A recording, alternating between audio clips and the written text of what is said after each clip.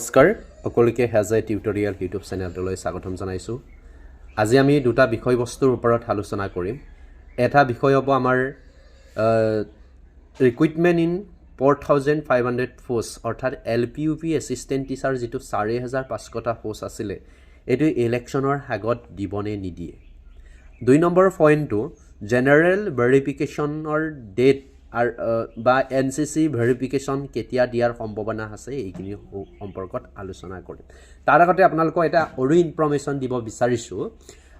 আমাৰ এনেকুৱা কিছু সংখ্যক পাৰ্টি আছে হয়তো আজিলৈকে দি ৱেবছাইটত ভিজিট নকৰে বা ভিজিট কৰিলেও প্ৰপাৰ ৱেবছাইটটো নাপায়, যাৰ কাৰণে একেদকলে কিবা আপডেট আহিছে নেকি, নটিফিকেশ্যন আহিছে নেকি, এইবোৰ মেছেজ বেলেগৰ পৰা লৈ থাকিবলগীয়া হয় বা বেলেগক সুধিব লগা হয়।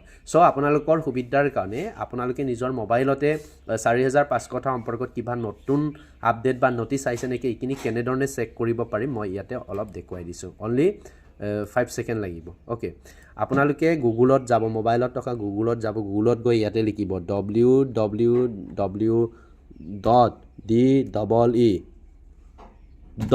এনেকৈ যেতিয়া লিখিব আপোনালোকে ইয়াতে দুটা ৱেবছাইট দেখা পাব, www.DEE.assam.gov.in 2025, ইয়াতো আছে www.DEE.assam.gov.in এনেধৰণে আছে। চ' আপোনালোকে যিকোনো এটাত ক্লিক কৰিব পাৰে। মই প্ৰথমটোত ক্লিক কৰিছোঁ। ইয়াতে ক্লিক কৰি দিয়াৰ লগে লগে সেই আমাৰ অফিচিয়েলি ৱেবছাইট আহিলে, ৱেবছাইট আপোনালোকে ইয়াতো ক্লিক কৰিব পাৰে, ইয়াতো ক্লিক কৰিব পাৰে, যিকোনো এটাত ক্লিক কৰি দিয়ক। ক্লিক কৰাৰ পিছত অলপ তললৈ আনিব, ইয়াতে দেখিব ৰিজাল্ট এপইণ্টমেণ্ট লেটাৰ্ছ এইখিনি আছে। তাৰপিছত এইটো কিবাৰ হয় 5550টাৰ আছিলে।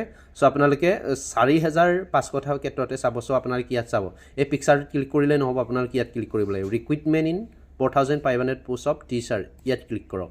ক্লিক কৰাৰ লগে লগে ৰিচেণ্টলি যিমানখিনি নটিচ দিছে ইয়াতে ওলাই গৈছেনে, ইয়াতে নটিচ PW কেণ্ডিডেটৰ লগৰ যিটো নটিচ দিয়া আছিলে সেইটো ওলাইছে।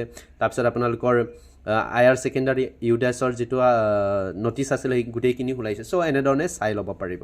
এতিয়া আহিছোঁ মেইন টপিকটোলৈ। আমাৰ মেইন বিষয়বস্তুটো হ'ল যে যোৱাকালি 8 বজাত অসমৰ মুখ্যমন্ত্ৰী মহোদয়ে ফেচবুক লাইভৰ যোগেদি জনাই দিলে যে ADRE গ্ৰেড 3 বা গ্ৰেড 4ৰ নিযুক্তি কেতিয়া হ'ব। হয়তো বহুতে চোৱা নাই, মই কৈ দিছোঁ ADRE গ্ৰেড 4ৰ নিযুক্তি জানুৱাৰী 10 তাৰিখৰ ভিতৰত হ'ব আৰু গ্ৰেড 4ৰ নিযুক্তি 10 তাৰিখৰ ভিতৰত হ'ব আৰু গ্ৰেড 3 নিযুক্তি 15 তাৰিখৰ ভিতৰত হ'ব। আৰু ইঞ্জিনিয়াৰ বা অন্যান্য আৰু ডিপাৰ্টমেণ্ট আছে সেইখিনি ফেব্ৰুৱাৰী মাহত হ'ব বুলি আপডেট এটা দিলে। কিন্তু আমাৰ 4500টা পদৰ যিটো LPUP এছিষ্টেণ্ট টিচাৰৰ পোষ্ট আছিলে কিন্তু সেই সম্পৰ্কত কোনো ধৰণৰ আপডেট নিদিলে। চ' তাৰ মানে কি বুজি পাইছোঁ যে আমাৰ যে ইলেকশ্যনৰ আগত নিযুক্তি নহ'ব বা ইলেকশ্যনৰ আগত নিযুক্তি নহয় এইটোৱে স্পষ্টভাৱে কৈ দিছে।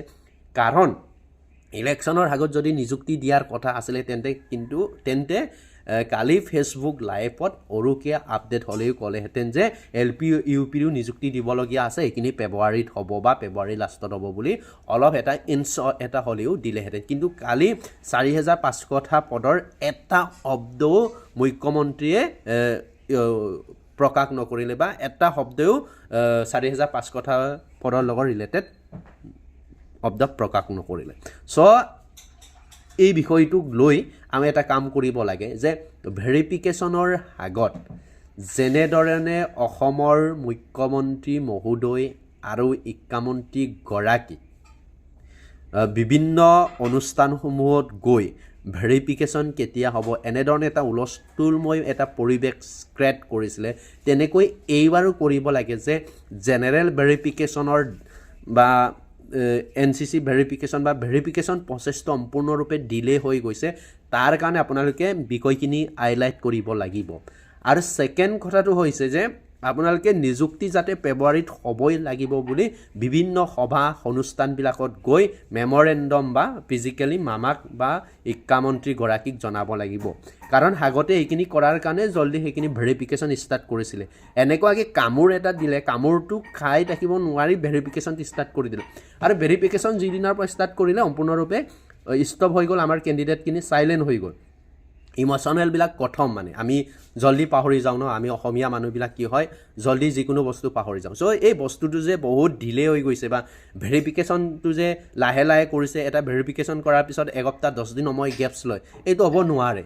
মানে ভেৰিফিকেশ্যন হৈছে এটাৰ পিছত এটা কৰি যাব লাগে, গেপছটো এদিন বা দুদিন থাকিলে বেলেগ কথা, কিন্তু এনেকুৱা ভেৰিফিকেশ্যন কৰিছে ছাপ'জ HS আৰু ইউডাইছ যেতিয়া আপডেট দিছিল সেই কামটো অন্ততঃ 2 দিন বা 3 দিনে সময় লয়, কিন্তু সেইটো 10 দিনমান সময় দি দিল, চ' তাৰ সময়খিনি মেনেজ কৰি দিছে। অ'কে, চ' এইকাৰণে সেইখিনি আমি উত্থাপন কৰিব লাগে। আৰু এতিয়া জেনেৰেল ভেৰিফিকেশ্যনৰ কথাটো আমি আলোচনা কৰিব লাগিব, কাৰণ জেনেৰেল ভেৰিফিকেশ্যনৰ সম্পৰ্কত বহুতেই সুধি থাকে।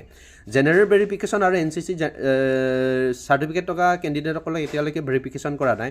Already culture, sport and PW কেণ্ডিডেটসকলক ভেৰিফিকেশ্যন কৰা হৈ গৈছে, মানে PW কেণ্ডিডেটখিনি হৈ আছে।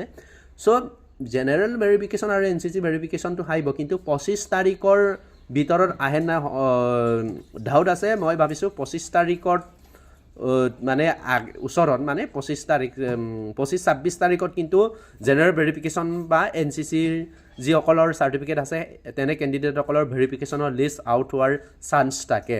চ' বহুত বেছি সুধি থাকে যে ভেৰিফিকেশ্যন কেতিয়া হ'ব জেনেৰেলৰ বা NCCৰ। চ' আপোনালোকে হোপছ ৰাখক উইদিন ডিচেম্বৰ মান্থৰ ভিতৰতে সেই ভেৰিফিকেশ্যনখিনি আৰম্ভ হ'ব।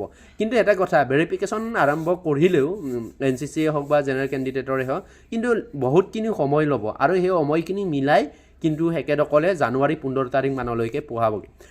এটা কথা মই ভাবিছোঁ যে জানুৱাৰী 15 তাৰিখলৈকেও যদি ভেৰিফিকেশ্যন হয় বা 20 তাৰিখলৈকেও যদি ভেৰিফিকেশ্যন হয়, কিন্তু চৰকাৰে দিম বুলি ক'লে নিযুক্তি তোমাৰ ফেব্ৰুৱাৰী মাহত দিব পাৰে। ফেব্ৰুৱাৰী মাহৰ প্ৰথম সপ্তাহত বা যিকোনো ফেব্ৰুৱাৰী মাহৰ লাষ্ট সপ্তাহত হ'লেও হ'ব, কিন্তু নিযুক্তিটো আমাক ফেব্ৰুৱাৰী মাহত লাগিবই। যদি নিযুক্তি ফেব্ৰুৱাৰী মাহত নিদিয়ে তেতিয়াহ'লে কিন্তু প্ৰব্লেম আছে। অহা বছৰ এনেকুৱা সময়লৈকেহে এই 4,500 পদৰ নিযুক্তি পাবগৈ। চ' যিমান পাৰে সভা সমিতি য'ত যেনেকৈ মামাক পাৰে বা শিক্ষামন্ত্ৰীক পাৰে লগ কৰক আৰু বিষয়খিনি উত্থাপন কৰক আগৰ নিচিনাকৈ, যে কেতিয়া নিযুক্তি দিব। এইবাৰৰ মটো হ'ব, এইবাৰৰ টীম হ'ব যে কেতিয়া ভেৰিফিকেশ্যন হ'ব নহয়, কেতিয়া নিযুক্তি দিব, নিযুক্তি কেতিয়া দিব। আৰু ভেৰিফিকেশ্যনৰ প্ৰচেছটো বহুত লেট হৈছে, বহুত ডিলেকৈ কৰিছে। চ' আমাক নিযুক্তি ফেব্ৰুৱাৰী মাহত লাগে বুলি সকলোৱে ডিমাণ্ড কৰিব লাগে।